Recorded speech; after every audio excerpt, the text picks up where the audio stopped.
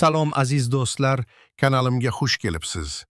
Bugun men siz bilan shunchaki muhim bo'lmagan, balki har birimizning cho'ntagimizga bevosita ta'sir qiladigan, operatorlar ataylab yashiradigan sirlar haqida gaplashamiz. Hamma bu ma'lumotni sizdan yashirishga harakat qiladi, lekin bugun men barcha kartalarni ochaman. Telefon operatoringiz sizga bu haqda hech qachon aytmaydi. Lekin siz bilishingiz shart bo'lgan, ko'pincha ancha foydali bo'lgan yashirin tariflar mavjud.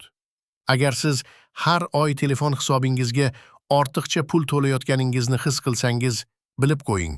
Bu shunchaki his-tuyg'u emas, balki real voqelikdir. Bu video siz uchun. Oxirigacha diqqat bilan tomosha qiling, chunki har bir daqiqa sizga minglab so'm tejash imkoniyatini beradi. Hoziroq kanalga obuna bo'ling va videoga like bosing. Shunda bu muhim ma'lumot ko'proq odamga yetib boradi. Muammoning mohiyati. Keling, avvaliga biroz tariximizga nazar tashlaylik. Esingizda bo'lsa, ilgari mobil aloqa tariflari ancha sodda va tushunarli edi. Operatorlar o'zlarining tarif rejalarini ochiq-oydin e'lon qilardilar. Har bir abonent uchun qaysi tarif qanday shartlar asosida ishlashi aniq edi. Masalan, kunlik tarifi shuncha pulga shuncha megabayt va daqiqa. Oylik esa boshqa shartlar bilan. Hammasi oddiy va shaffof edi. Abonentlar uchun tanlov qilish qiyin emas edi, chunki har bir tarifning afzalliklari va kamchiliklari yuzada edi. Oddiy reklamalar orqali barcha mavjud tariflar haqida ma'lumot berilardi va siz faqat o'zingizga mos keladiganini tanlashingiz kifoya edi. Ammo vaqt o'tishi bilan vaziyat tubdan o'zgardi. Mobil aloqa bozori to'yinganlik darajasiga yetdi. Raqobat nihoyatda kuchaydi. Har bir operator yangi mijozlarni jalb qilish va mavjudlarni saqlab qolish uchun turli hiyla-nayranglarga murojaat qilishga majbur bo'ldi. Endi shunchaki eng arzon tarif taklif qilish orqali ustunlikka erishishning imkoni yo'q. Shuning uchun operatorlar yangi daromad manbalarini izlashga kirishdilar. Tarif tuzilmalarini murakkablashtirdilar va yashirin yoki maxsus takliflar kabi tushunchalarni joriy qildilar. Ular o'zlarining barcha tariflarini birdek e'lon qilishni to'xtatishdi. Ba'zi tariflar faqat cheklangan vaqtga, ba'zilari esa ma'lum bir mijozlar segmentiga mo'ljallangan bo'ladi. Aslida, operatorlar endi sizni faol ravishda yaxshi takliflar haqida xabardor qilishga intilmaydilar. Aksincha, ular sizning e'tiboringizni eng ommabop, lekin har doim ham eng foydali bo'lmagan tariflarga qaratishga harakat qilishadi. Bu shuni anglatadiki, agar siz o'zingiz faol izlanmasangiz, ehtimol eng qulay va iqtisodiy jihatdan foydali tariflardan bexabar qolasiz. Bu vaziyatda xabardor bo'lish va faol harakat qilish sizning foydangizga ishlaydi. Birinchi asosiy qism. Nimalarni bilish kerak?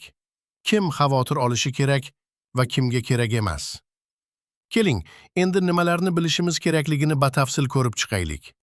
Birinchidan, yashirin tarif deganda har doim ham yomon narsa tushunilmasligi kerak. Aksincha, ko'pincha bu haqiqatdan ham ancha foydali shartlarni taklif qiladigan, lekin faqat ma'lum sharoitlarda yoki faqatgina so'raganlarga taqdim etiladigan tariflar bo'ladi. Operatorlar barcha o'z tariflarini, ayniqsa eng foydalilarini birdek reklama qilishga majbur emaslar. Ularning marketing strategiyalari doirasida ular ko'proq daromad keltiradigan yoki ma'lum bir auditoriyaga qaratilgan tariflarni ommalashtirishi mumkin.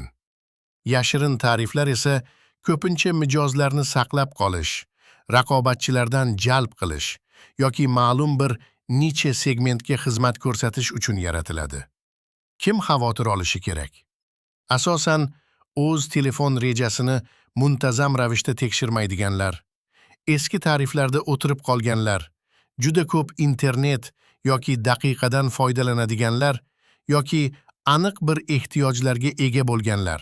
Masalan, xalqaro qo'ng'iroqlar, roaming, oilaviy paketlar xavotir olishlari kerak.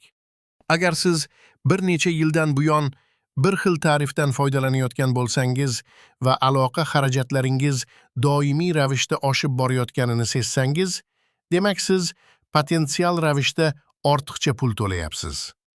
Operatorlar ko'pincha eski tariflarni yangilab bormaydilar. Yangilarini esa ancha foydali shartlar bilan taklif qiladilar. Kim xavotir olmasa ham bo'ladi?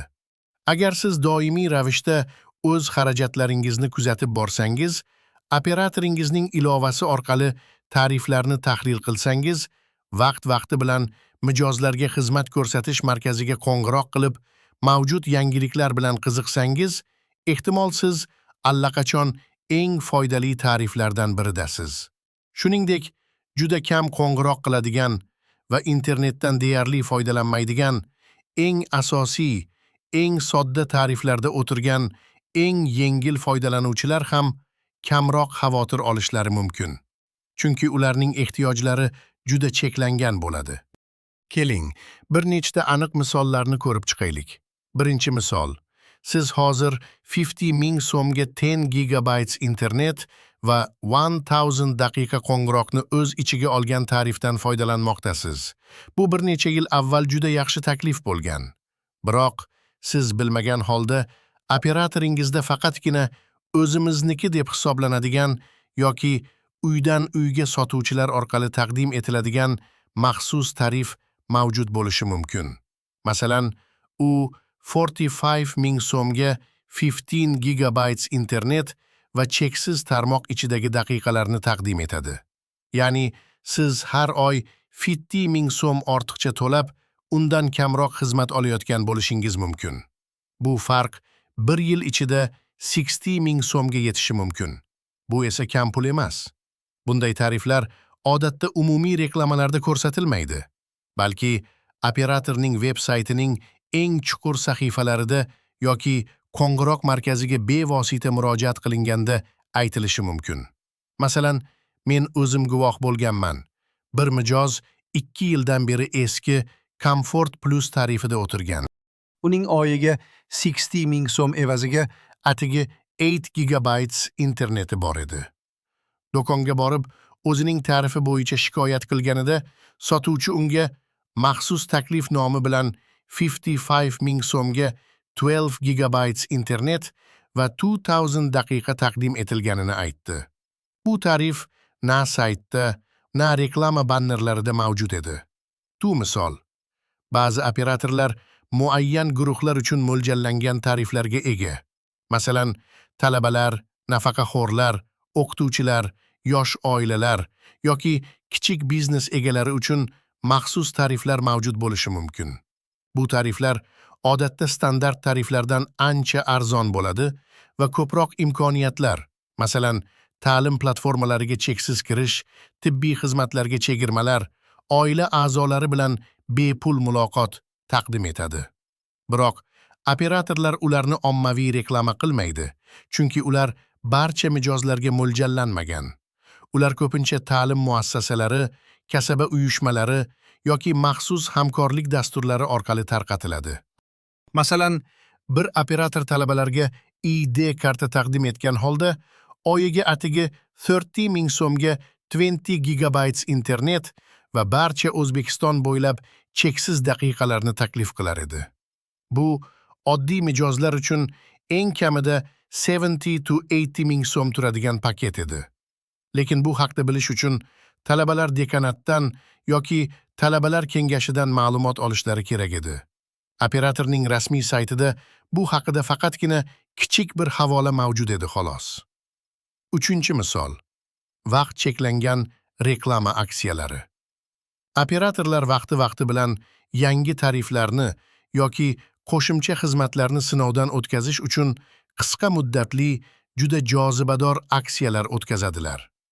Bu takliflar odatda bir necha hafta yoki bir oy davom etadi va ular haqida ma'lumot faqatgina tanlangan mijozlarga SMS orqali yuboriladi yoki ijtimoiy tarmoqlardagi kichik reklamalar orqali tarqatiladi. Agar siz bu xabarlarni o'tkazib yuborsangiz, ushbu ajoyib imkoniyatni qo'ldan boy berasiz. Masalan, yangi yil arafasida ba'zi operatorlar bayramcha gigabayt aksiyasini o'tkazib, ma'lum tarifga ulangan mijozlarga keyingi 30 oy davomida har oyga qo'shimcha fits gigabayt internetni bepul taqdim etgan. Bu haqida ko'pchilik bilmas edi, chunki aksiyaning asosiy reklamasi faqatgina operatorning ichki mobil ilovasidagi yangiliklar bo'limida chop etilgan edi. 4-misol. Boshqa operatordan o'tganlar uchun tariflar. Raqobat sharoitida operatorlar boshqa tarmoqlardan mijozlarni jalb qilishga intiladi. Shu sababli ular faqatgina raqobatchidan o'tayotgan mijozlarga mo'ljallangan juda foydali tariflar taklif qilishi mumkin. Bu tariflar operatorning asosiy reklama kampaniyalarida umuman ko'rsatilmasligi mumkin. Siz ularni faqatgina operator do'koniga kirib, "Men boshqa operatordan o'tmoqchiman. Sizda qanday maxsus takliflar bor?" deb so'raganingizda bilib olishingiz mumkin. Masalan, bir abonent boshqa operatordan o'tganida unga 70,000 so'mlik tarif uchun qo'shimcha 500 daqiqa va 10 gigabayt internetni 6 oy davomida bepul taqdim etishgan. Bu esa o'sha operatorda yangi abonent bo'lish uchun ham yaxshi sabab bo'lishi mumkin. Xo'sh, nega operatorlar bunday yashirin tariflarni yaratadi? Buning bir necha sabablari bor. 1. Mijozlarni ushlab turish. Uzoq muddatli mijozlarga maxsus shartlar taklif qilish orqali ularni raqobatchilarga o'tib ketishdan saqlab qolish. 2. Muayyan segmentlarni nishonga olish. Talabalar, tadbirkorlar, oilalar kabi aniq segmentlarning ehtiyojlarini qondirish, ularni o'ziga jalb qilish. 3. Bozor talabini sinovdan o'tkazish. Yangi tarif tuzilmalarini yoki xizmatlarni cheklangan doiradagi mijozlar orasida sinab ko'rish. 4. Eksklyuzivlik tuyg'usini yaratish. Ba'zi mijozlarga maxsus muomala qilinayotganini his ettirish. Bu esa ularning operatorga bo'lgan sodiqligini oshiradi. 5. Raqobatchilardan mijozlarni tortib olish. Yangi mijozlarga boshqa operatordan o'tishlari uchun juda jozibador shartlar taklif qilish. Ikkinchi asosiy qism: istisnolar, tuzoqlar va noaniq nuanslar. Endi esa yashirin tariflar bilan bog'liq bo'lgan ba'zi istisnolarni, tuzoqlarni va ko'pchilik e'tibor bermaydigan noaniq nuanslarni ko'rib chiqamiz. Har doim ham yashirin degani eng yaxshi degani emas.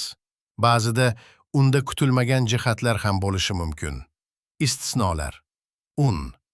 Korporativ tariflar. Ushbu tariflar ko'pincha oddiy abonentlar uchun mavjud bo'lgan tariflardan ancha foydali shartlarni taklif qiladi. Ular katta hajmdagi internet, cheksiz daqiqalar va SMS paketlarini juda past narxlarda taqdim etishi mumkin. Biroq ularga ulanish uchun siz ma'lum bir tashkilotda ishlashingiz yoki o'sha tashkilot bilan shartnoma tuzgan kompaniyaning xodimi bo'lishingiz kerak. Agar siz bunday imkoniyatga ega bo'lsangiz, albatta bu variantni ko'rib chiqing. Ko'pincha korporativ shartnomalar orqali ulangan xodimlar uchun shaxsiy mobil aloqa xarajatlari sezilarli darajada kamayadi.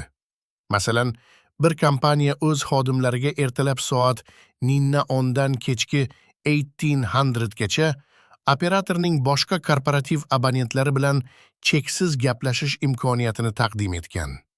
Bu shartlar o'z ichiga 10 gigabayt internet va 500 daqiqani oyiga atigi 25,000 so'mga berardi. Shu operatorning oddiy tarifi esa bu uchun kamida 50 to 60 ming so'm so'rardi. 2. Oila rejalari / guruh rejalari. Ba'zi operatorlar oila yoki do'stlar uchun guruhli tariflarni taklif qiladi. Bitta abonent asosiy paketni sotib oladi va uni bir necha kishi, odatda 2 to 5 kishi bilan bo'lishishi mumkin. Bu juda foydali, chunki umumiy xarajatlar shaxsiy tariflardan ko'ra kamroq bo'ladi. Ammo ularga ulanish uchun barcha ishtirokchilarning bir operatorga tegishli bo'lishi va ko'pincha bir shartnoma asosida ro'yxatdan o'tgan bo'lishlari talab qilinadi. Bunday tariflar haqida ma'lumotni odatda Veb-saytning oilaviy takliflar yoki guruh uchun bo'limida topishingiz mumkin. Ba'zida ularni oilaviy chegirmalar deb ham atashadi. Misol uchun, bir operator "Mening oila" deb nomlangan tarifni taklif qilib, bitta asosiy abonent oyiga 100 ming so'm to'lab, 50 gigabayt internet va 3000 daqiqa olardi. Uni esa yana 3 ta oila a'zosi bepul ulashib olardi. Natijada har bir a'zoga 25 ming so'mdan tushardi. Bu esa individual tarzda bunday katta paketni olishdan ancha arzon edi. 3. Maxsus sodiqlik takliflari.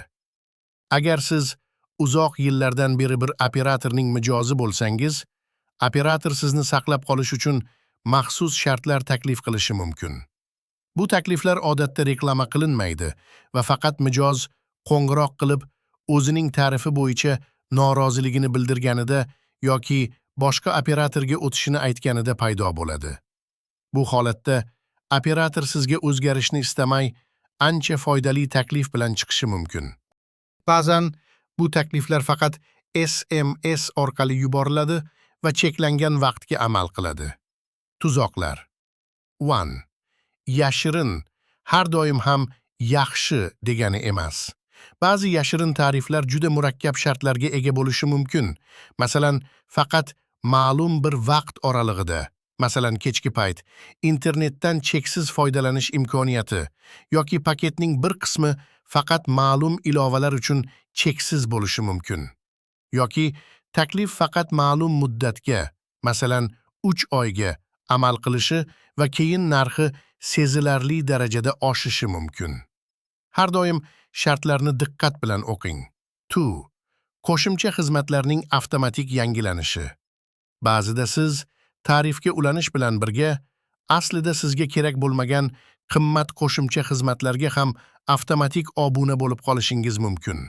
Masalan, ob-havo xabarlari, kunlik hazillar yoki so'nggi yangiliklar kabi xizmatlar har kuni hisobingizdan ma'lum miqdorda pul yechib olishi mumkin. Bunday xizmatlarni tez-tez tekshirib, kerak bo'lmaganlarni o'chirib turish muhimdir. Operator ilovasi yoki Star 100# kabi USSD kodlari orqali ularni boshqarish mumkin. 3. Kichik shrift ostidagi shartlar. Har qanday tarifga ulanishdan oldin, shartnomani yoki tarif tavsifini oxirigacha va diqqat bilan o'qing. Ko'pincha eng muhim ma'lumotlar, masalan, paketdan tashqari xizmatlarning narxi, roamingdagi tariflar yoki obunani bekor qilish shartlari kichik shrift bilan yozilgan bo'ladi. 4. Kirish narxi va keyingi oshishlar. Ba'zi tariflar dastlab juda jozibador narxda taklif qilinishi mumkin, ammo ma'lum bir muddatdan keyin, masalan 6 oy yoki 1 yil o'tgach, narxi sezilarli darajada oshadi. Bu haqda shartnomada yoki tarif tavsifida aniq ko'rsatilgan bo'lishi kerak, lekin ko'pchilik buni o'qimaydi. Noaniq nuanslar. 1. Mintaqaviy farqlar. O'zbekistonning turli viloyatlari yoki shaharlari uchun mobil aloqa tariflari farq qilishi mumkin. Bir mintaqada mavjud bo'lgan yoki foydali bo'lgan tarif boshqa mintaqada umuman mavjud bo'lmasligi yoki boshqa shartlarda taklif etilishi mumkin. Bu operatorlarning turli hududlardagi raqobat darajasiga, infratuzilmaga va mijozlar talabiga moslashishi bilan bog'liq. Shu sababli doimo o'z hududingiz uchun mavjud bo'lgan tariflarni tekshirish kerak. 2. Internet/daqiqalarning keyingi oyga o'tkazilishi, rollover. Ba'zi tariflarda foydalanilmagan internet yoki daqiqalar keyingi oyga avtomatik tarzda o'tish imkoniyati mavjud. Bu juda foydali xususiyat bo'lib, ba'zi oylarda kam foydalansangiz ham paketlaringiz kuyib ketmaydi. Biroq operatorlar bu xususiyatni har doim ham reklamalarda ta'kidlamaydi. Siz buni tarifning batafsil tavsifida topishingiz mumkin. Doimiy ravishda internet yoki daqiqalardan bir xil miqdorda foydalanmaydiganlar uchun bu juda muhim bo'lishi mumkin. 3. Operatorlar bilan muzokara qilish imkoniyati. Ko'pchilik bilmaydi, ammo operatorlar bilan muzokara qilish imkoniyati mavjud. Agar siz uzoq yillik mijoz bo'lsangiz va boshqa operatorda siz uchun jozibadorroq taklif borligini bilsangiz, bemalol o'z operatoringizning qo'llab-quvvatlash xizmatiga qo'ng'iroq qilib, vaziyatni tushuntiring. Ularga sizni yo'qotish istagi bo'lmasa, ular sizga shaxsiy, ancha foydali taklif bilan chiqishlari mumkin. Bu ayniqsa yuqori xarajatli mijozlar uchun dolzarb. Ba'zan hattoki bir necha ming so'm chegirma ham yil davomida katta summani tejashga yordam beradi. 4. Qurilma xaridlari bilan bog'liq tariflar. Ba'zi operatorlar yangi smartfon sotib olgan mijozlarga maxsus tariflar taklif qiladi. Bu tariflar qurilmaning narxini qisman yoki to'liq qoplashi mumkin bo'lgan oyiga qo'shimcha internet, daqiqalar yoki chegirmalar bilan birga keladi. Masalan, smartfonni kreditga olganingizda ma'lum tarifga ulanish orqali oyiga 10 to 15 gigabayt internet bepul berilishi mumkin. Bu esa, agar siz baribir yangi telefon olmoqchi bo'lsangiz, juda foydali bo'lishi mumkin. Amaliy maslahatlar. Nima qilish kerak? Endi eng muhimiga o'tamiz. Bu yashirin tariflarni qanday topish va ularga qanday ulanish mumkin? Men sizga aniq, bosqichma-bosqich ko'rsatmalar beraman. 1. O'zingizning joriy foydalanishingizni tekshiring. Avvalo, qancha internet, daqiqa va SMS ishlatayotganingizni aniq bilib oling. Bu sizga qanday paketga ehtiyojingiz borligini aniqlashga yordam beradi. Bu ma'lumotlarni operatoringizning mobil ilovasi orqali, masalan, Mening Beeline, Mening Uzmobile, Mobius ilovalari yoki Star One OH kabi USSD kodlari yordamida olishingiz mumkin. Ko'pchilik ilovalar so'nggi bir necha oy yoki bir yillik foydalanishingiz haqida batafsil statistika beradi. Bu eng muhim qadam, chunki siz o'zingizning real ehtiyojlaringizni bilmasdan turib, eng foydali tarifni topishingiz qiyin bo'ladi. Masalan, agar siz oyiga o'rtacha 15 gigabayt internet va 500 daqiqa ishlatayotgan bo'lsangiz, lekin tarifingizda 25 gigabayt va 1000 daqiqa bo'lsa, siz ortiqcha pul to'layapsiz. Aksincha, agar sizda 10 gigabayt bo'lsa va doim tugab qolayotgan bo'lsa, sizga ko'proq hajmli tarif kerak. 2. Operatorning rasmiy veb-saytini sinchkovlik bilan o'rganing. Operatorlarning saytlarida barcha tariflar ommabop tariflar bo'limida ko'rsatilmasligi mumkin. Arxiv tariflari, maxsus takliflar, korporativ mijozlar uchun mintaqaviy tariflar kabi bo'limlarni qidiring. Ba'zida foydali tariflar sahifaning pastki qismida kichik shrift bilan yozilgan havolalarda yashiringan bo'lishi mumkin. Haqiqatdan ham ba'zi operatorlar faqat onlayn tariflarni ham taklif qiladi. Ular faqat sayt orqali ulanish mumkin. 3. Mijozlarga xizmat ko'rsatish markaziga qo'ng'iroq qiling. Bu eng samarali usullardan biridir. Operatoringizning qisqa raqamiga qo'ng'iroq qiling va operator bilan bog'laning. Unga quyidagicha savollar bering. Menda hozir o'zingizning joriy tarifingiz nomi, tarifi bor. Mening foydalanishim o'rtacha gigabayt va daqiqalar miqdori atrofida.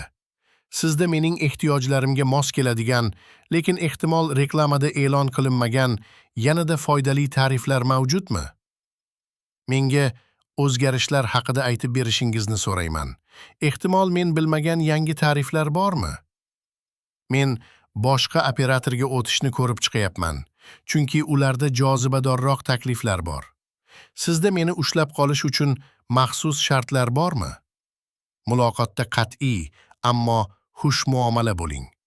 Agar birinchi operator yordam bera olmasa, boshqasiga qo'ng'iroq qiling yoki hatto qo'ng'iroqni boshqa mutaxassisga yo'naltirishni so'rang.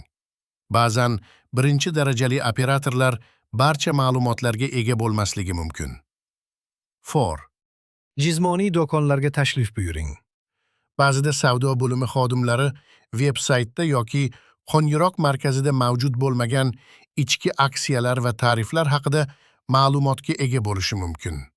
Ular ko'pincha mahalliy yoki hududiy darajadagi maxsus takliflardan xabardor bo'lishadi. Do'konda maslahatchiga o'z ehtiyojlaringizni tushuntiring va men uchun qanday maxsus takliflar mavjud deb so'rang. Ular sizga aynan sizning hududingizda yoki sizning abonent turiga qarab taqdim etilishi mumkin bo'lgan tariflarni taklif qilishlari mumkin. 5. Raqobatchilarning takliflarini monitoring qiling. Boshqa operatorlarning tariflarini doimiy ravishda kuzatib boring. Agar raqobatchida ancha foydali taklif topgan bo'lsangiz, buni o'z operatoringiz bilan muzokarada qo'shimcha dalil sifatida ishlatishingiz mumkin. Bu sizga ustunlik beradi. 6. Onlayn forumlar va hamjamiyatlarni tekshiring.